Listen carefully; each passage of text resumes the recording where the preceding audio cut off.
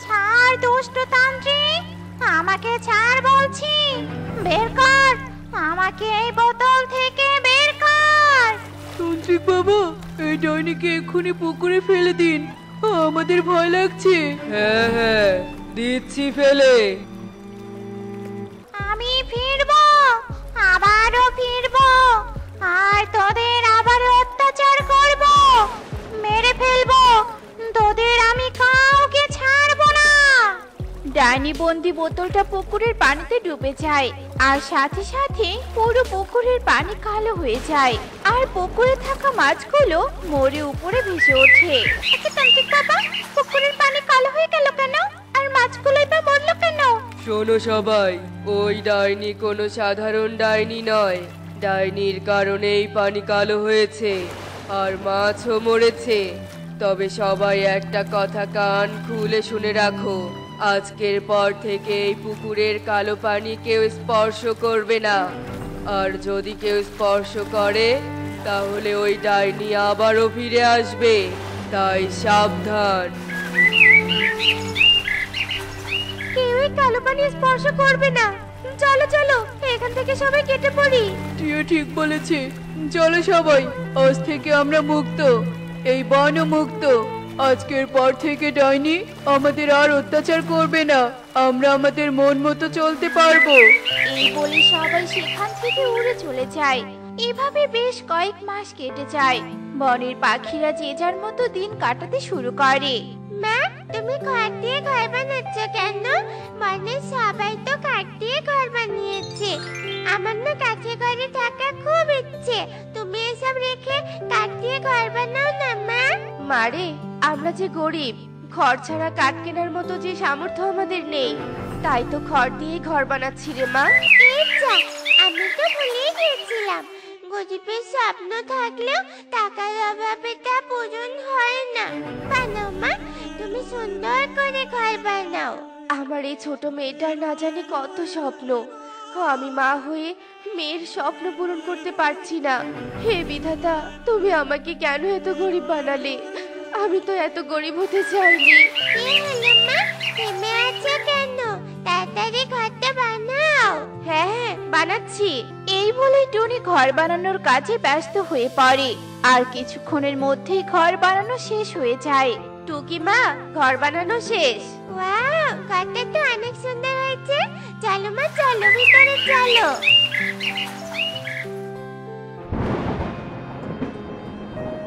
কালু জানো, ওই গরিব টুনি খড় দিয়ে একটা নতুন ঘর বানিয়েছে, আর তুমি কিনা রাত দিন এই কোঠরে শুয়ে বসে থাকো।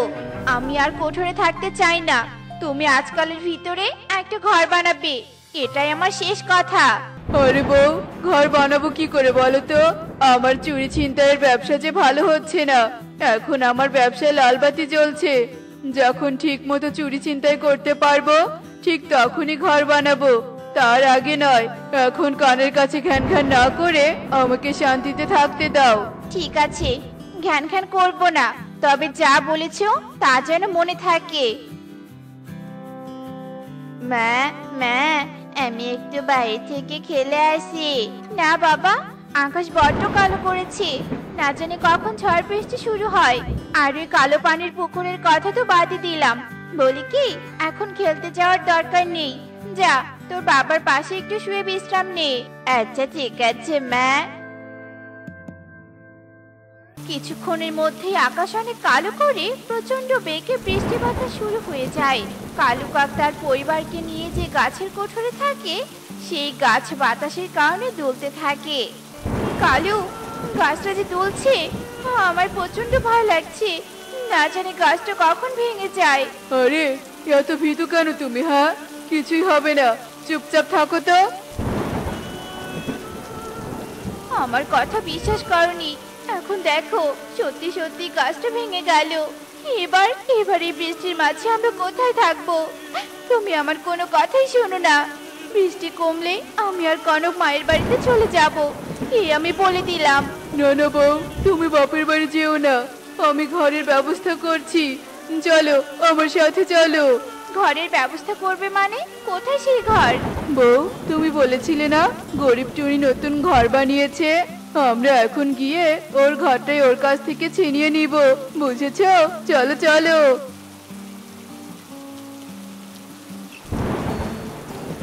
যেই কথা সেই কাজ। কালু কাকুলি আর কনক বৃষ্টির মাঝে সোজা টুনির ঘরে চলে আসে।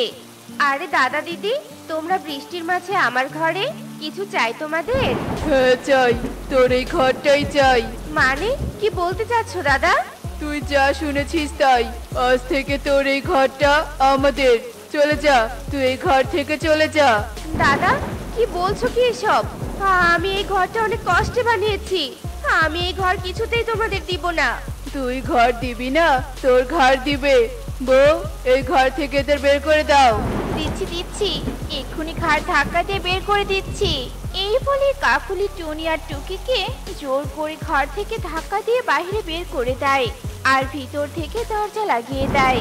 দাদা দিদি, এমনটা করো না, দরজা খোলো। এই ঘর ছিনিয়ে নিও না, আমাদের কাছ থেকে এই ঘরটা ছিনিয়ে নিও না, দোহাই লাগে। দরজাটা খোলো দাদা, দরজাটা খোলো। আজ গরিব বলে তোমরা আমার সাথে এমন অন্যায় করলে, তোমাদের কখনো ভালো হবে না, কখনো ভালো হবে না। চল মা টুকি, চল। টুনি কাঁদতে কাঁদতে তার মেয়েকে নিয়ে বৃষ্টির মাঝে অজানা গন্তব্যে উঠতে থাকে। কিছুক্ষণ ওড়ার পর টুকি টুনি একটা গুহার সামনে চলে আসে। মা, ওরা তো আমাদের ঘরটা নিল, এবার আমরা কোথায় থাকবো? মারে, আজ থেকে আমরা এই গুহাতেই থাকবো, তারপর বনে কাজ করে টাকা জোগাড় করে আবারও একটা ঘর বানাবো। মা, কষ্ট পেও না, আমাদের ঘর যারা ছিনিয়ে নিয়েছে তারা একদিন ঠিক শাস্তি পাবে, দেখো। তাই যেন হয় রে মা। চল এবার ভিতরে চল। টুনি টুকি গুহার ভিতরে প্রবেশ করে। এভাবে বেশ কিছুদিন কেটে যায়। টুকি মা, আমি কাজে যাচ্ছি, তুই গুহার ভিতরে সাবধানে থাকিস, কেমন? আর ভুল করেও কিন্তু গুহা থেকে বেরিয়ে বনের ওই কালো পানির পুকুরের দিকে যাবি না। মা, রোজ রোজ গুহার ভিতরে একা থাকতে আমার ভালো লাগে না, আমার কোনো খেলনাও নেই যে আমি খেলবো। তুমি আমাকে একটা ঘুড়ি বানিয়ে দাও না মা, আমি বাতাসে উড়াবো। আচ্ছা ঠিক আছে রে মা, আমি এক্ষুনি বানিয়ে দিচ্ছি। এই বলে টুনি টুকিকে একটা ঘুড়ি বানিয়ে দেয় আর কাজে চলে যায়। টুকি গুহার সামনে ঘুড়িটা বাতাসে ওড়াতে থাকে আর আনন্দ উপভোগ করতে থাকে। ঠিক তখনই ওখানে কনক আসে। ও মা, এই টুকি কি সুন্দর একটা ঘুড়ি ওড়াচ্ছে, ওর ঘুড়িটা আমার হেব্বি পছন্দ হয়েছে। যাই, ঘুড়িটাকে কেড়ে নিয়ে আসি। এই দুষ্ট কনক, তুই এখানে কেন এসেছিস? আমি এখানে তোর ঘুড়িটা কেড়ে নিতে এসেছি। ঘুড়িটা দে, আমাকে দে। কখনোই না, তোরা আমাদের ঘর কেড়ে নিয়েছিস, তোদের জন্য আমরা কষ্ট করে গুহায় থাকি, আর তুই এখন আবার আমার ঘুড়ি নিতে এসেছিস? যা এখান থেকে, চলে যা বলছি। এই ঘুড়ির উপর আমার নজর পড়েছে, ঘুড়ি নিয়ে তবেই যাব। কনক বলতে বলতেই টুকির হাত থেকে ঘুড়িটা কেড়ে নিয়ে সেখান থেকে উড়ে চলে যায়। আমার ঘুড়ি। টুকি ঘুড়ির জন্য কাঁদতে থাকে। এদিকে কনক ঘুড়ি নিয়ে ওর বাড়ির দিকে উঠতে থাকে। আর তখনই কনকের হাত ফসকে ঘুড়িটা উড়ে পুকুরের কালো পানির ওপরে পড়ে। এই যা, যেখানে যাওয়ার নিষেধ সেখানে ঘুড়িটা পড়ে গেল। ওই ঘুড়িটা আমি ফেলে রেখে যাব না, ওই ঘুড়ি আমি তুলবই তুলবো। এই বলে কনক পুকুরের কালো পানিতে নামে আর ঘুড়িটা নিয়ে উপরে উঠে আসে। ঠিক তখনই পুকুরের কালো পানির কুণ্ডুলি পাকিয়ে কনকের সামনে সেই ডাইনি চলে আসে। আমি মুক্ত হয়েছি, আমি মুক্ত হয়েছি, এই দিনেরই তো আমি অপেক্ষা করছিলাম। কি ব্যাপার টুকি মা, তুই এভাবে কাঁদছিস কেন? কি হয়েছে? খুলে বল আমাকে, কি হয়েছে? মা, কনক। কনক? কি করেছে কনক? বল মা, বল। টুকি কনকের কথা সব খুলে বলে। সব শুনে টুনি খুবই রেগে যায়। ওরা ঘর কেড়ে নিয়েও আমাদের পিছু ছাড়েনি। চল, আজ ওই কনকের একদিন কি আমার একদিন। টুনি রেগে মেগে টুকিকে সাথে নিয়ে কনককে খোঁজার জন্য উঠতে থাকে। ছোট্ট ছানা, তুই আমাকে মুক্ত করেছিস, তাই আমি সবার আগে তোকেই খাবো। আয় আমার কাছে আয়। ডাইনি বাঁচাও, বাঁচাও, আমাকে কেউ বাঁচাও। মা বাবা আমাকে বাঁচাও। কনক ডাইনির হাত থেকে বাঁচার জন্য চিৎকার করতে থাকে। তখনই সেখানে টুনি ও টুকি চলে আসে। হায় হায়, এ তো সেই ডাইনি। এই ডাইনি তো কনককে খেয়ে ফেলবে। কনককে এই ডাইনির হাত থেকে বাঁচাতেই হবে। মা, মা, তুমি ওকে বাঁচাবে না। ও আমায় ঘরে নিয়েছে, ওর বাবা মামাকে ঘর নিয়েছে। মারে, কেউ বিপদে পড়লে সাহায্যের হাত বাড়িয়ে দিতে হয়, হোক সে শত্রু আর বন্ধু। আমি এদিকটা দেখছি, তুই কনকের বাবা মাকে সবটা খুলে বল, আর তান্ত্রিক সহ ওদের দুজনকে এখানে ডেকে নিয়ে আয়, কেমন? আচ্ছা ঠিক আছে মা। টুকি কালুর বাড়ির দিকে চলতে থাকে। এদিকে ডাইনি কনকের দিকে এগিয়ে যেতে থাকে। ডাইনি তো কনকের দিকে এগিয়ে যাচ্ছে। না, আর দেরি নয়, আমাকে কিছু একটা করতে হবে। তখনই টুনি হাতে বালু নিয়ে ডাইনির চোখের দিকে ছুঁড়ে মারে। ডাইনি চোখে হাত দিয়ে ছটফট করতে থাকে। কে রে, কে কে এমনটা করলি? ও মা গো, গেল রে গেল, আমার চোখ গেল রে গেল। এদিকে টুকি কালু আর কাকুলির কাছে চলে আসে আর সব কথা খুলে বলে। সব শুনে কালু কাকুলি দেরি না করে তান্ত্রিককে নিয়ে সে পুকুর পাড়ে চলে আসে। তান্ত্রিক ডাইনিকে দেখে মন্ত্র বলে ডাইনির গায়ে আগুন লাগিয়ে দেয়। ও মা গো, ও বাবা গো, মরে গেলাম গো, মরে গেলাম। এসব কি হচ্ছে আমার সাথে? ডাইনি ছটফট করতে করতে সেখানে ভস্ম হয়ে যায়। আমার উচিত ছিল সেদিনই ডাইনিকে ভস্ম করে দেয়া, তবে আর কখনো এই বনে ডাইনির আগমন ঘটবে না। টুনি বোন, তুই আমাদেরকে ক্ষমা করে দে, তোর জন্য আজ আমাদের সন্তান বেঁচে আছে। আমরা তোর সাথে অনেক অন্যায় করেছি টুনি, আমাদের ক্ষমা করে দে। তোমরা তোমাদের ভুল বুঝতে পেরেছো, তাই তোমাদের ক্ষমা করে দিলাম। তুই মহান বোন, আজ থেকে আমরা একসাথে থাকবো বোন। চল আমাদের সাথে চল, আমরা আর কখনো অন্যায় করব না। তোরা দেখো, বন্যা এসেছে, নদীর পানিগুলো কিভাবে উপরে উঠছে।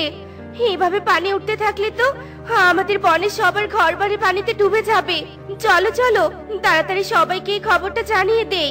হ্যাঁ হ্যাঁ টুনি, তাই চলো। কালু দাদা, কাকুলি দিদি, তোমরা তাড়াতাড়ি বাইরে এসো, বন্যার পানি যে আমাদের বনের দিকেই আসছে।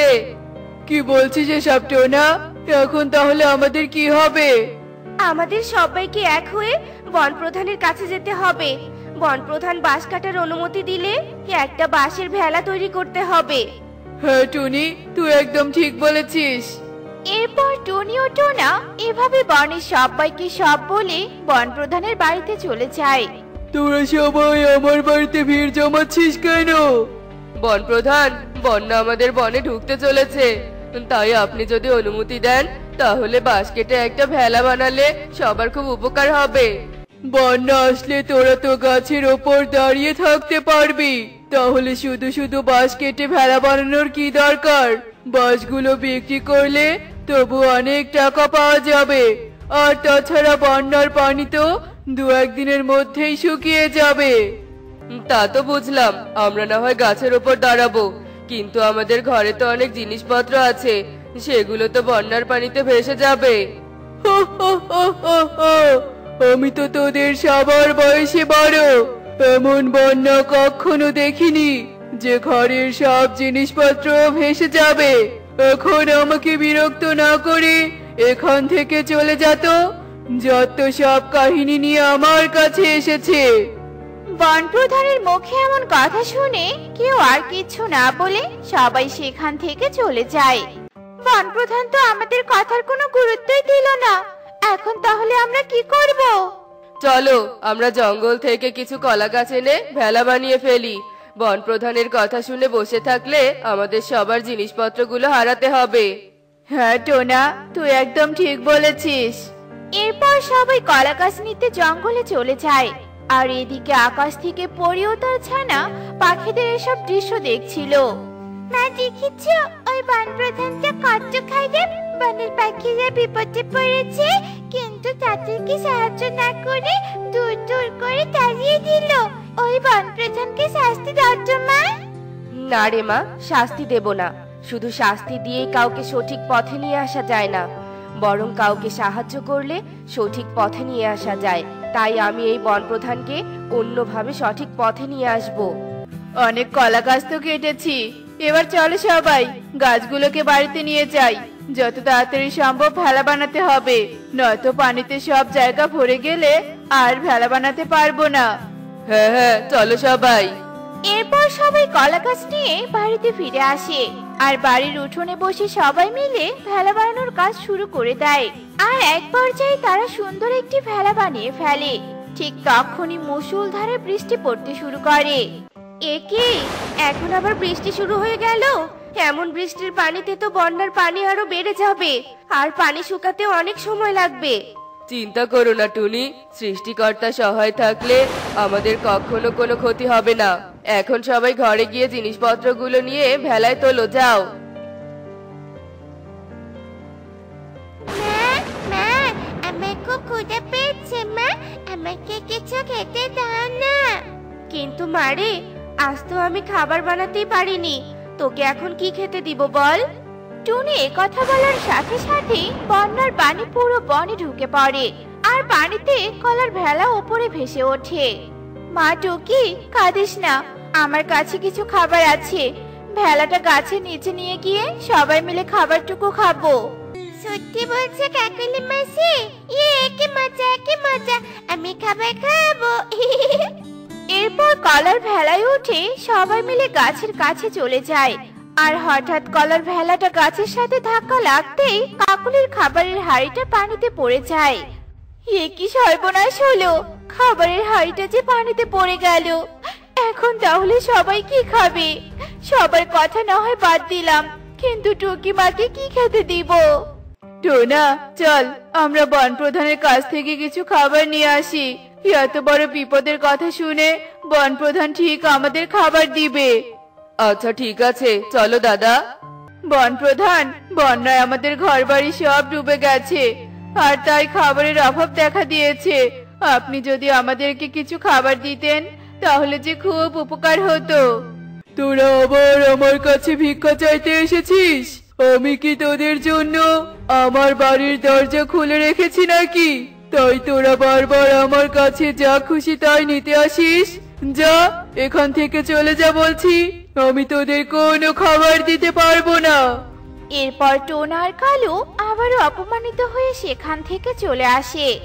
টোনা দেখ, ওই গাছে দুটো পেয়ারা ধরে আছে, চল আমরা পেয়ারা দুটোই নিয়ে যাই। মা, তুই এখানে থাক, আমি ওই পাখিদের সাহায্য করে আসছি। আচ্ছা ঠিক আছে মা, যাও তুমি। বাবা, আমাকে দুটো ফল খেতে দিবি? আমি যে আজ 2 দিন থেকে না খেয়ে আছি।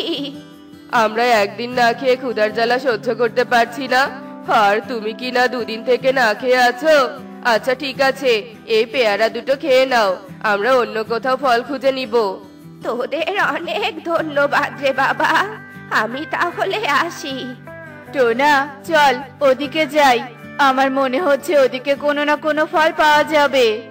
এরপর টোনা ও কালু ফল খুঁজতে যেতে থাকে আর তখনই তারা একটি সোনার ঘর ভেসে আসতে দেখে। এ কি কালু দাদা, সোনার ঘর আবার কোথা থেকে ভেসে আসছে? না জানি কোন ধনী পাখির ঘরটা বন্যার পানিতে ভেসে আসছে। চল ঘরটা গাছের সাথে বেঁধে রাখি, বন্যা চলে গেলে ওই ধনী পাখির খোঁজ করে ঘরটা দিয়ে আসবো। এই বলে কালু ও টোনা ঘরের কাছে চলে আসে আর তখনই সেখানে পরি চলে আসে। এই ঘর কোনো ধনী পাখির নয়, তোমরা খুব ভালো পাখি, তাই আমি তোমাদের এই ঘরটা দিয়েছি যেন তোমরা বিপদ থেকে মুক্ত হতে পারো।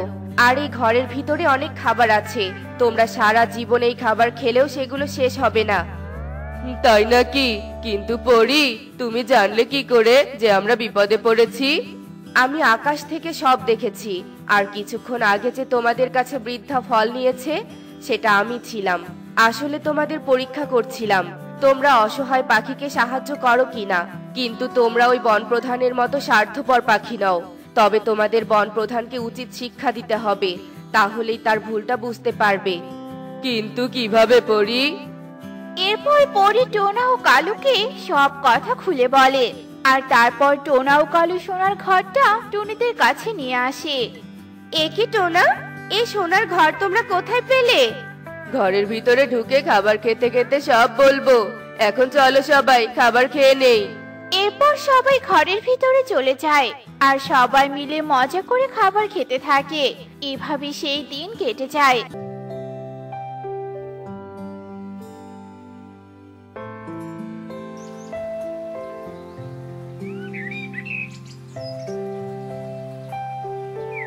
আর পরের দিন সকাল হতেই বন্যার পানিও শুকিয়ে যায়। টোনা, বন্যা থেমে গেছে। চল আমরা পরীর কথা মতো কাজ শুরু করে দেই। হ্যাঁ কালু দাদা, চলো। তোদের এত বড় সাহস, আমার বাঁশবাগানে এসে বাঁশ কাটছিস? এগুলো তোমার বাঁশবাগান না, এখানে বনের সব পাখির অধিকার আছে। আর শুধু বাঁশ নয়, এখানকার সব ফলের গাছ, সবকিছুর ভাগ এখন থেকে আমরা নিব। কারণ তোমার মতো স্বার্থপর বনপ্রধানকে আমরা আর মানি না। যে বনপ্রধান বনের পাখিদের বিপদে আপদে পাশে থাকে না, তাকে মেনে কি হবে? এখন আমাদের বিরক্ত না করে চলে যাও তো। কিন্তু তোদের থেকে আমার টাকা পয়সা বেশি। তোরা আমাকে না মানলে আমি টাকা দিয়ে এই বনে অন্য পাখিদের নিয়ে আসবো আর সবাইকে বাড়ি বানিয়ে দিব। হা, হা, হা, হা, হা। তোমার আর কত টাকা আছে? তার থেকে আমাদের বেশি টাকা আছে। তুমি তো তা জানোই না। আমরা এখন সোনার ঘরে থাকি। বিশ্বাস না হলে আমাদের সাথে গিয়ে দেখে আসতে পারো। আচ্ছা ঠিক আছে, চল দেখি। এরপর টোনা ও কালু ঈগলকে নিয়ে তাদের সোনার বাড়িতে চলে আসে। ও মা, সত্যি তো এটা সোনার ঘর। তোরা দয়া করে আমাকে বন থেকে তাড়িয়ে দিস না। আমি এখন থেকে তোদের বিপদে আপদে সব সময় পাশে থাকবো। আচ্ছা ঠিক আছে বনপ্রধান, বন থেকে তাড়িয়ে দিব না। তবে তোমাকে বনপ্রধান হিসেবে মানবো না, কারণ তোমার বিশ্বাস নেই। আমরা গরিব হয়ে গেলে আবার তুমি আমাদের সাথে খারাপ ব্যবহার করবে। তাই এখন থেকে আমরা নিজেরাই বনের দেখাশোনা করব আর সবাই সবার বিপদে পাশে থাকবো। এই কথা শুনে ঈগল মাথা নিচু করে চলে যায়। দেখলে তো বন্ধুরা, সঠিকভাবে দায়িত্ব পালন না করলে নিজের সম্মান মর্যাদা এভাবে হারাতে হয়, এবং যে দায়িত্বশীল সে বিশ্বাসযোগ্য হয়। এমনই সব মজার মজার শিক্ষণীয় টুনি পাখির গল্প পেতে আমাদের পাশে থেকো। আর গল্পটি কেমন হয়েছে তা কমেন্টে জানাতে ভুলো না কিন্তু। Bye bye.